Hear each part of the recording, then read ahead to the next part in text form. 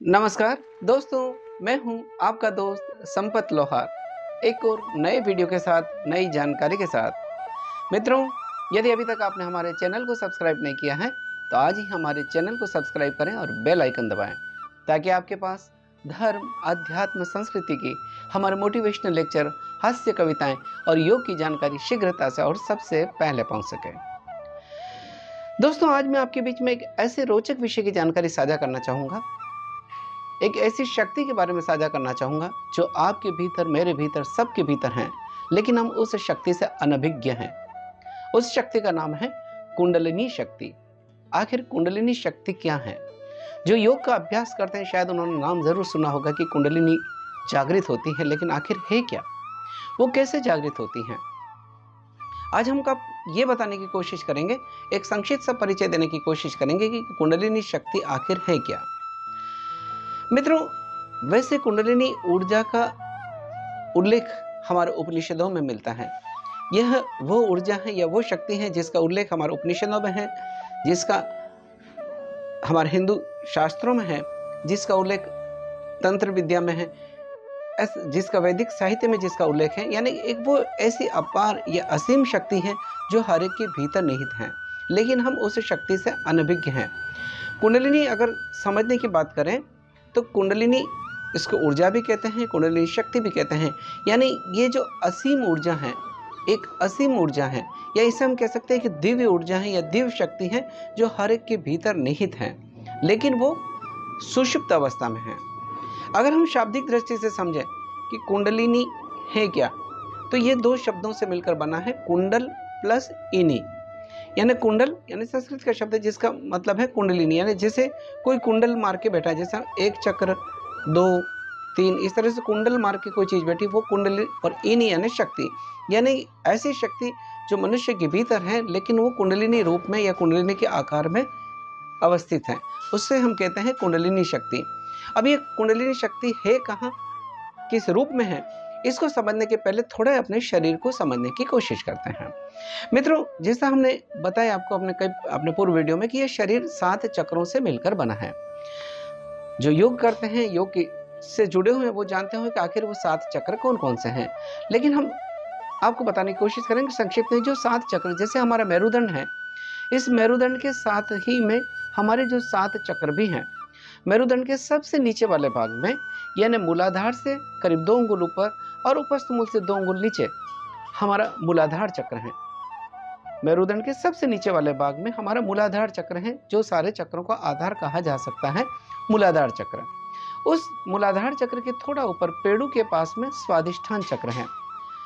उसके थोड़ा ऊपर नाभि के पास में हमारा मणिपुर चक्र है। हृदय के पास में हमारा अनाहत चक्र है। गले में यह विशुद्धि चक्र है। जहां हम तिलक लगाते हैं, बिंदी लगाते हैं, वहां पर दोनों भ्रू मध्य में या भौहों के मध्य में हमारा आज्ञा चक्र है।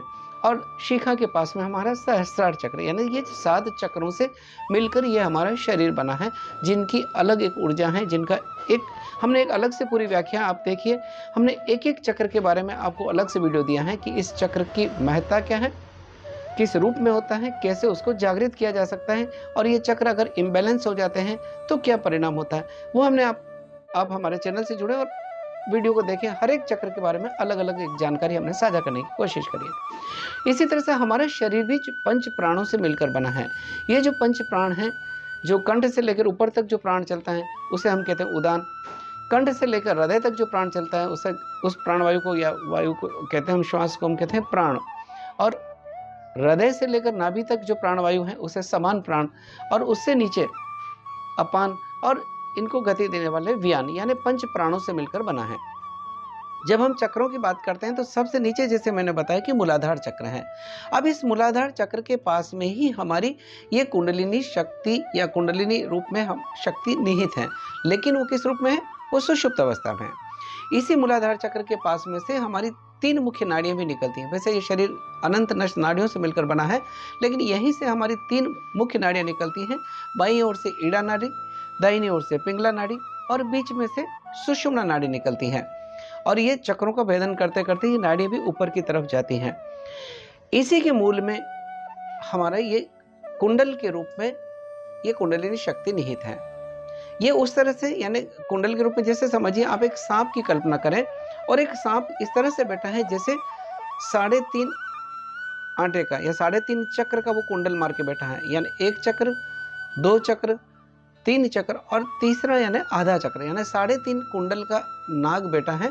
लेकिन जब तक नाग के अंदर चेतनता नहीं आती है, जब तक वो चलता नहीं है, तब तक आपको उसकी शक्ति का पता नहीं पड़ता, तब तक हम नाग को पहचान भी नहीं पाते हैं, दिखता भी नहीं है। ऐसे ही ये शक्ति हमारे भीतर भी है, जो हमारे आध्यात्मिक विकास की प्रतीक है, जो हमारे भीतर निहित दिव्य ऊर्जा के प्रतीक है, हमारे भीतर की जो दिव्य शक्ति है उनकी प्रतीक है, लेकिन हम उससे अनभिज्ञ हैं, हम उसको जानते नहीं हैं।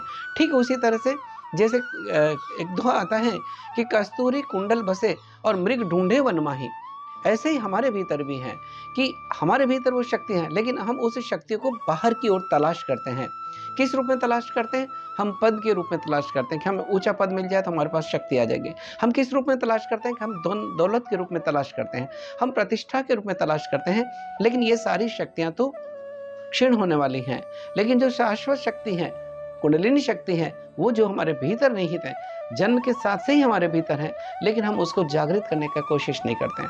अगर जब ये जागृत हो जाएगी तो हमारे भीतर एक दिव्य चेतनता, दिव्य ज्ञान की अनुभूति हो जाएगी, आत्मिक विकास होगा, आध्यात्मिक उन्नति की ओर मनुष्य बढ़ जाएगा, उसका देखने का, सोचने का नजरिया बदल जाएगा। तो ये शक्ति है कुंडलिनी शक्ति। जब इसको जागृत करने की कोशिश करते हैं तो ठीक उसी तरह से जागृत होती है। जैसे आप ये समझिए कि ये शक्तियाँ हमारे भीतर निहित हैं, लेकिन हम इस शक्ति को जानते नहीं। ठीक उसी तरह से जैसे जब तक परमाणु को विखंडन नहीं किया गया या परमाणु के ऊपर प्रहार करके विखंडन नहीं किया गया, तब तक हमें ये नहीं पता पड़ा कि इस परमाणु, एक छोटे से छोटे कण के अंदर भी कितनी शक्ति हो सकती है। लेकिन जब उसका विखंडन किया तो उसकी असीम ऊर्जा का हमें पता पड़ा, उसके अंदर कितनी ऊर्जा है। ठीक उसी तरह से हम भी, यानी मनुष्य भी एक तरह से जैविक परमाणु कहा जा सकता है। इसके भीतर भी अथाह शक्ति है, लेकिन उसको जागृत करने की जरूरत है, यानी वो कुंडलिनी के रूप में हमारे भीतर बैठी हैं। हमारे धर्मशास्त्रों में भी आता है कि ये कुंडलिनी, जैसे कई बार इसको अमृत कुंड भी कहा जाता है, यानी नाभि के नीचे जो भाग है या जहाँ पर ये कुंडलिनी शक्ति है, उसको कभी कभी अमृत कुंड भी कहा जाता है।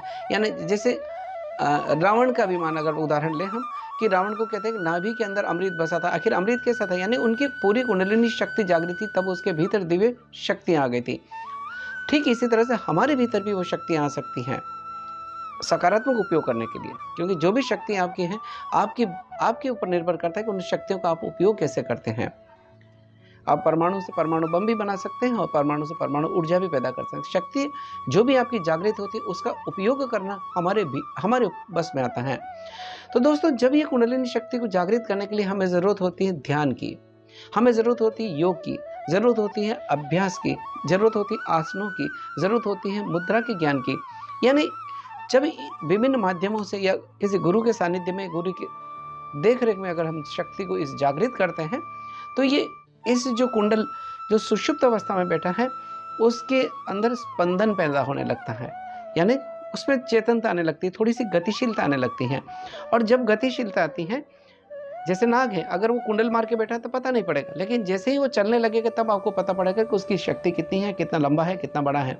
ठीक इसी तरह से जब ये हमारे भीतर की कुंडलिनी शक्ति जागृत होने लगती है, इसके अंदर इन विभिन्न माध्यमों से स्पंदन पैदा होने लगता है, तो वो जो नाग रूप में बैठी हुई कुंडलिनी शक्ति है, वो धीरे धीरे जागृत होकर ऊपर की ओर उठने लगती हैं।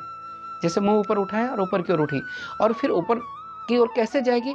तो जैसे मैंने बताया, हमारी जो 3 मुख्य नाड़ी हैं, ईड़ा, पिंगला और सुषुम्ना, तो सुषुम्ना नाड़ी के अंदर प्रवेश करने लगती हैं, छोटी सी नाग रूप में। जैसे आप कल्पना करिए कि नागिन रूप के रूप में है, और वो आपकी सुषुम्ना नाड़ी के अंदर धीरे धीरे प्रवेश करती है। और जैसे जैसे प्रवेश करके हम अभ्यास करते हैं, हमारे चक्रों का भेदन करते हुए ऊपर की ओर बढ़ती है। मान लीजिए वो अनाहत चक्र तक आ गई, यानी चौथे चक्र तक पहुंच गई, तो उसके नीचे के जो सारे चक्र हैं आपके जागृत हो जाते हैं। कुंडलिनी शक्ति जब जागृत होती है तो नीचे के चक्रों में भी परिवर्तन, सकारात्मकता आने लगती है। तो इस तरह से अभ्यास के माध्यम से ये कुंडलिनी शक्ति धीरे धीरे ऊपर उठती है। हमारे हिंदू शास्त्रों में इसे कई बार देवी रूप में माना गया है, यानी देवी शक्ति के रूप में माना जाता है, या इसके नारी या स्त्री शक्ति रूप में कह सकते हैं।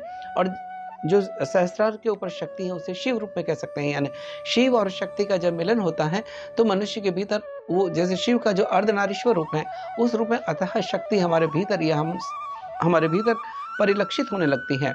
तो यही हमारे साथ में भी होता है कि जैसे जैसे कुंडलिनी शक्ति जागृत होने लगती है, ये कुंडल के रूप में बसी हुई शक्ति हमारे सुषुम्ना नाड़ी के माध्यम से धीरे धीरे ऊपर की ओर उठती है और जब ऊपर उठकर सहस्रार तक पहुंचती है तब मनुष्य को दिव्य ज्ञान की अनुभूति हो जाती है। मित्रों, हमारी जो दो आंखें, जैसे कहते हैं कि शिव जी की तीसरी आंख खुल गई। तीसरी आंख का मतलब क्या है? जो बाहर जो स्थूल आंखें दिख रही हैं वो तो स्थूल है, उसकी एक सीमा है। जैसे आप बंद करोगे फिर आपको दिखाई नहीं देगा, लेकिन जब हमारे भीतर का नेत्र खुल जाता है, भीतर की आत्मज्ञान की ज्योति प्रज्वलित होने लगती है, तब हमें एक दिव्य आनंद की अनुभूति होती है। तो दोस्तों, ये छोटी सी जानकारी थी। और इस कुंडलिनी शक्ति की जागृत होने से, जहाँ जैसे हमने बताया चक्रों में सकारात्मक परिवर्तन आता है, चक्र जागृत होने लगते हैं, मनुष्य की आध्यात्मिक उन्नति या आध्यात्मिक विकास की ओर मनुष्य बढ़ने लगता है, हमारे सोच में परिवर्तन आने लगता है। चीज़ें बहुत सी बार वैसे ही रहती हैं, लेकिन जब हमें आत्मज्ञान की अनुभूति होने लगती है तो आपकी देखने की, उन्हीं चीज़ों को देखने का नज़रिया बदल जाता है। तो इससे कई सारे परिवर्तन आते हैं और जो हमारे भीतर सन्निहित ऊर्जा है जब वो जागृत होती है, तो मैंने बताया कि जब ऊर्जा जागृत होने लगे तो उस ऊर्जा को संभालना भी हमें आना चाहिए, उस ऊर्जा का उपयोग करना भी हमें आना चाहिए। दोस्तों, एक छोटी सी जानकारी थी। अगली बार हम आपको ये बताने की कोशिश करेंगे कि इस कुंडलिनी शक्ति को जागृत कैसे किया जाए। एक छोटा सा परिचय दिया गया, आपके बीच में साझा किया गया, जो हमारे शास्त्रों पर आधारित है, जो जानकारी हमने संग्रहित करी आपके बीच में साझा करी। दोस्तों, हमारा एक प्रयास रहता है कि जो हमारा ऋषियों का ज्ञान है, जो वैदिक ज्ञान है, जो ऋषियों का ज्ञान है, जो हमारी भारतीय सनातन परंपरा है, उसकी जानकारी आपके बीच में साझा की जाए।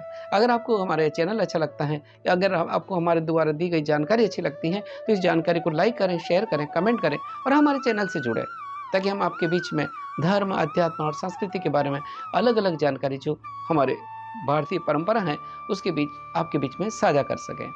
इसी के साथ आपके दोस्त संपत लोहार को इजाज़त दीजिए। जय हिंद, जय भारत।